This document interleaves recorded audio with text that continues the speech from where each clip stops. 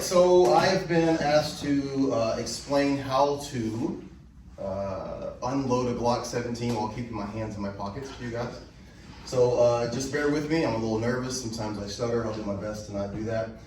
For anyone who is like me and kind of new to firearms, new to teaching about firearms, let me just go over some of the important things. Number one, firearm safety. Okay, remember every gun that we encounter is potentially loaded, so we're going to treat it as such. Also, rule number two, make sure to always keep your finger off the trigger and out of the trigger guard. A lot of people keep their finger off the trigger, but they might be messing around within the guard, that area, so we want to make sure we do that. Number three, never, under any circumstances, pick up the firearm and point it at anything that you're not willing to destroy or kill. Number four, know your target and your backstops. We're not worried about that because we're not going to be picking it up and pointing it at anything or anybody. All right, so now that we've gotten that out of the way, just for anyone who's new to firearms, there's a couple of things that you can see on the firearm at first glance. You have the slide, which is going to be on this type of firearm. Your metal or your steel part of the firearm, the handle, is what we call polymer. It's kind of a really tough plastic.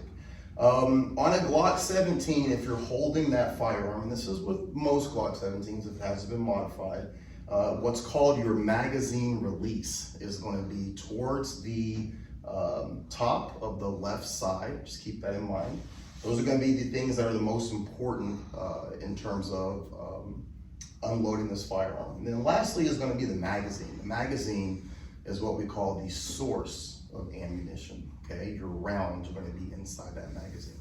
So the three things that we're looking at: the slide, the handle, and included with the handle is going to be the magazine release, and then the source of ammunition, which is the magazine itself. That's going to be in the very bottom of the handle here. So we're observing those 4 firearm safety rules, and we are going to pick up the firearm.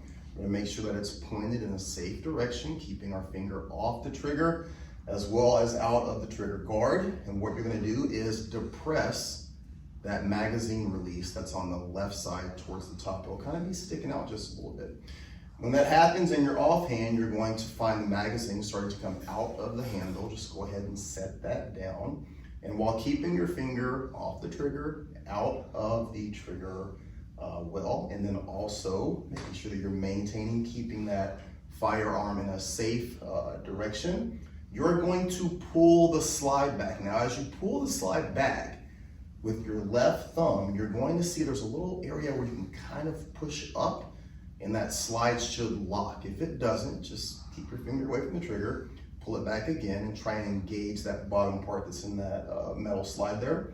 Once it locks back, keeping your finger off the trigger, observing those 4 firearm safety rules, you're going to look down into the pipe of the firearm. Let's just call it the pipe. You're going to look down and make sure there's nothing in there.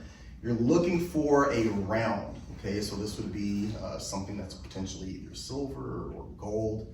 And you can even take your pinky and stick it in there and feel around. Also, you're going to look down the chamber area, right? And you should be able to see all the way through to the very base of the handle. It should be a clear hole. Shouldn't be anything in there. You can turn the firearm, kind of look down, turn it to the other side, look around in there. Remember, when you're doing this, if you're new to firearms, sometimes you see people actually point the gun at themselves. You do not want to do that, okay? Keep that muzzle pointed away from you in a safe direction. Once you have done a physical check to make sure there's no round or ammunition in the firearm, you're going to go ahead and release that slide.